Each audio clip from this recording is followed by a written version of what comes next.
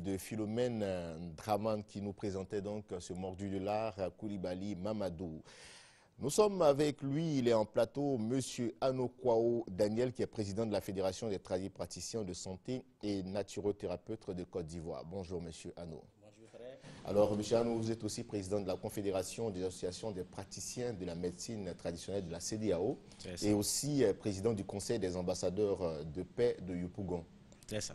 Ces casquettes ne vous fatiguent pas trop? Je pense bien que c'est une question de temps, une question de gérance, une question de persévérance. En somme, l'organisation. C'est ça. D'accord. Alors avec vous aujourd'hui, nous parlerons donc du thème « La médecine traditionnelle est-elle sûre ?» Mais il serait très important de rappeler pour nos téléspectateurs qui nous suivent depuis chez eux la définition véritable de la médecine traditionnelle. C'est quoi? Qu'est-ce qu'il faut entendre par médecine traditionnelle? Merci bien encore une fois, frère. Il faut comprendre que la médecine traditionnelle représente l'art, la pratique, la connaissance ancestrale, pérennisée de génération en génération, qui consiste à utiliser tous les éléments de la nature à des fins de santé primaire et curative. La médecine traditionnelle, elle est vraiment vaste. Parmi nous, nous avons des naturothérapeutes, des phytothérapeutes, des exorcistes, des comiens, des féticheurs et des accoucheuses traditionnelles. Vraiment, c'est toute une gamme de médecins qui prennent à bras le corps, qui guérissent, qui soignent efficacement des maladies dites incurables. D'accord. Alors dites-nous, quand est-ce qu'on parle véritablement de médecine traditionnelle? Je vais prendre l'exemple de la grand-mère qui peut-être a quelques notions de l'utilisation de certaines plantes. Est-ce qu'à ce moment on peut parler de médecine traditionnelle ou est-ce qu'il faut véritablement passer par une école ou un centre de formation pour parler de médecine traditionnelle? Oui, comme je disais par sa définition, elle représente l'art. C'est des pratiques ancestrales qui sont vraiment pérennisées de génération en génération. Mais là, la grand-mère, elle a une connaissance ancestrale. C'est cette connaissance qu'elle doit donner à ses enfants. Vous comprenez? Donc, quand on parle, pour l'instant, il n'y a pas d'école proprement dite en Côte d'Ivoire. Mais l'État, il a eu comment dirais-je, l'OAS est en train de former des étudiants pour pouvoir former les médecins traditionnels en Côte d'Ivoire. Je pense que nous allons réussir à cela. Ça sera mon plus beau rêve de voir les médecins traditionnels en Côte d'Ivoire être formés, être canalisés et avoir vraiment une médecine traditionnelle vraiment très fiable en Côte d'Ivoire. Alors, pouvons-nous parler est-ce qu'on peut rassurer les téléspectateurs du fait que cette médecine est vraiment sûre? Est-ce qu'elle est sûre, d'abord? Effectivement, quand nous posons la question, est-ce que la médecine traditionnelle est sûre? C'est une manière aussi de nous poser la question si cette médecine traditionnelle, elle est efficace, elle est crédible.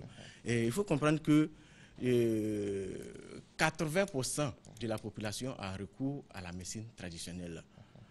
Autant ancien, on disait que la médecine traditionnelle était une médecine indigène, elle était ramassée de par-ci, par-là. On voyait des tradipraticiens qui vendaient même à même le sol.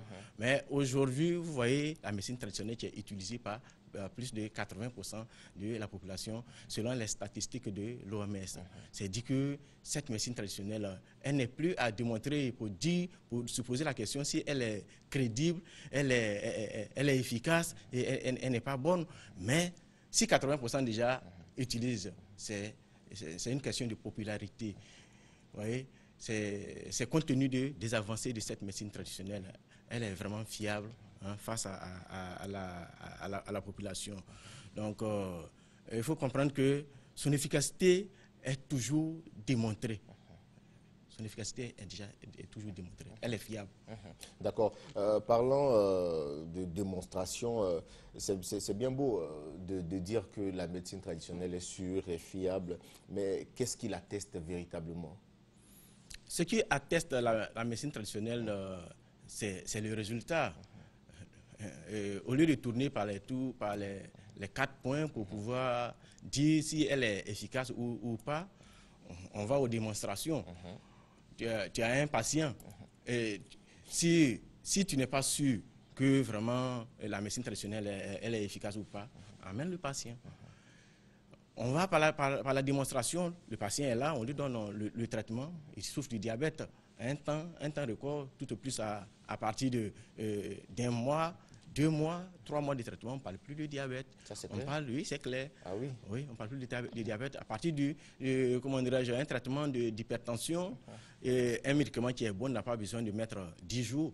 À peine tu donnes le médicament au patient, à partir du premier jour, deuxième jour, la personne qui a une tension qui est montée jusqu'à 20, ça revient doucement, jusqu'à ce que la personne puisse avoir une tension normale à partir de 12. Vous comprenez? Donc, la médecine traditionnelle n'est pas à démontrer. C'est au pied du mur qu'on voit le vrai maçon. Oui. Nous n'avons pas à tourner des 4 coins des jeux. Mettez-nous à l'épreuve. Et nous allons vous rendre ce que D'accord, je crois que nous sommes comme des Saint Thomas, comme vous l'avez dit, c'est au pied du mur qu'on voit le vrai maçon. On essaiera de vous mettre face à une situation et voir le résultat. Alors, chez moi, je pense que l'efficacité pose problème dans le mode d'emploi véritablement. Au niveau de la médecine traditionnelle, il y a un véritable problème dans la façon de manipuler ces différents médicaments, si je peux l'appeler comme ça, en griffe, chez les différents patients. Moi, je pense que le mode d'emploi ne pose pas de problème. C'est le patient qui pose le problème, puisque le patient n'arrive pas à cerner ce que le praticien lui dit. Quand un praticien de médecine traditionnelle vous dit, prenez 2 cuillerées à soupe, ou bien 2 cuillerées à café de mon médicament, faites bouillir avec 1,5 verre d'eau, recueillez et buvez un demi-verre 2 fois par jour. Je pense que c'est la posologie de son médicament, c'est le dosage de son médicament. On ne dirait pas que, comme c'est un médicament traditionnel, je vais prendre 2 verres, 2 verres ou bien une cuillerée à soupe au lieu d'une cuillerée à café. Vous voyez, en ce moment, vous ne prenez pas la dose normale du médecin. Mais souvent, ce qui entraîne les populations ou ceux qui utilisent donc cette médecine traditionnelle-là à peut-être faire une surdose, c'est quoi? C'est avec les comprimés, peut-être je prends un exemple, les comprimés de la médecine moderne. Quand on prend, on te dit peut-être que ça calme, ça apaise les douleurs au niveau des céphalées. Et dès que vous prenez le comprimé, 3 à 5 minutes plus tard, les céphalées disparaissent. Et peut-être qu'en prenant donc ce verre de coction ou de débris des racines, ce verre-là automatiquement n'agit pas. Est-ce que c'est pas ce qui pousse peut-être des patients à peut-être utiliser 2 ou 3 verres? Je pense qu'il faut avoir affaire à un spécialiste qui connaît parfaitement ce que c'est que les vertus thérapeutiques d'une plante. Et quand on vous dit de prendre une cuillerée à café du médicament, vous faites bouillir avec 1,5 verre d'eau. Moi, la dernière fois, au cours de mes émissions ici avec Naomi, oui. Elle avait utilisé un médicament amaigrissant. Et le médicament amaigrissant, il lui avait dit de prendre une cuillerée à café rasée. Elle avait pris une cuillerée à café. Pleine elle-même, elle avait vu ce qui s'était passé. Au début, elle avait jeté le médicament. Mais elle avait repris le médicament après, quand je lui ai expliqué encore plus clairement. Il lui a dit non, la médecine traditionnelle n'est pas des médicaments, comment dirais-je, qu'on doit dire non, parce que ces médicaments, comme c'est des médicaments traditionnels, on va prendre à la dose que nous voulons. C'est pas comme ça. Il faut suivre la dose normale que le médecin, le praticien de la médecine traditionnelle te donne. Une cuillerée à café d'un médicament traditionnel est dosée. Moi, mes médicaments traditionnels se prennent 2 cuillerées à soupe 2 fois par jour. Je ne vais pas au-delà de cette dose. Pour tous vos médicaments que vous... Oui, la plupart de mes médicaments en liquide déjà conçus, ces médicaments sont vraiment concentrés. C'est tellement concentré qu'on ne peut pas aller au-delà d'un verre. Maintenant, quand on vous donne un médicament pour faire une décoction, ça dépend de la plante. Il y a des plantes que vous ne pouvez pas consommer au-delà d'un verre. D'accord. Vous êtes obligé de prendre soit un demi-verre, un verre à thé. Et avant de prendre le médicament, il faut manger. Il faut bien manger avant de prendre le médicament. Donc, je vous dis que la médecine traditionnelle, elle est dosée. Et il faut avoir affaire à un spécialiste qui est en face de soi.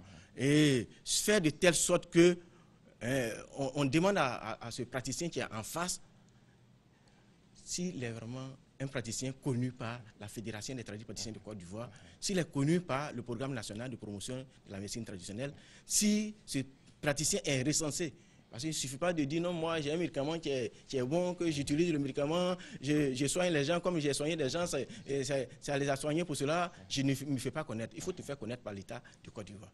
Te faire connaître par la Fédération des tradipraticiens du Côte d'Ivoire. Te faire connaître par le programme national. D'accord, moi je vais vous mettre peut-être au défi, hein, comme Hamza Diaby qui vient à l'instant de présenter le point de l'actualité. On va essayer de faire disparaître ces petits bides-là, c'est-à-dire ce ventre qui commence à prendre un peu la place. On va essayer de faire disparaître ça avec vos différents produits. Et en combien de temps on peut faire disparaître un tel ventre? Vous êtes un garçon. Oui. Pour faire disparaître un ventre comme ça, au moins tout au plus 3 jours, il fait disparaître le ventre. Vous ne voulez pas perdre du poids. Non. Ça n'a rien à voir à casser le ventre. Mais quelqu'un qui veut perdre du poids, tout au plus, moi, j'ai la possibilité de faire perdre 5 kilos en 3 jours. Mais moi, là, ce traitement s'appelle l'ascenseur. Ce n'est pas recommandé à tout le monde. Mais il y a des personnes qui sont tellement obèses qui peuvent veulent perdre du poids. Donc ces personnes, on peut les faire perdre selon le poids idéal.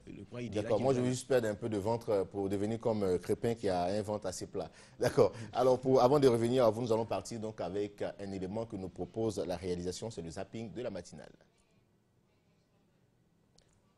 L'élément n'est pas encore prêt. D'accord, on va donc continuer avec vous.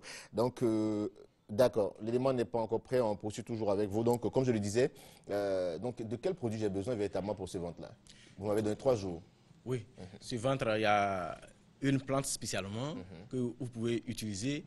Bon, le ventre n'est pas assez gros, hein. Il n'est pas assez gros, il est simplement arrondi. Oui, c'est un code nom, soit par exemple de DigiHémo, dijection hémorroïde. En prenant ce médicament qui expulse toutes sortes de glaies qui est au niveau du ventre, c'est soit une indigestion qui peut faire arrondir soit le ventre. Donc, c'est un amas de graisse qui vient au fur et à mesure. Vous voyez, une indigestion. Donc, en prenant ce médicament, ça expulse du ventre de toutes sortes de glaies et ça va donner la forme normale au ventre que vous voulez. Bon, chez nous, je vois Yahou Kwasi qui vient à l'instant de me souffler qu'en Afrique, quand le ventre commence à prendre un peu du volume, on dit l'argent commence à rentrer. Alors, nous allons partir donc avec la réalisation pour cet élément.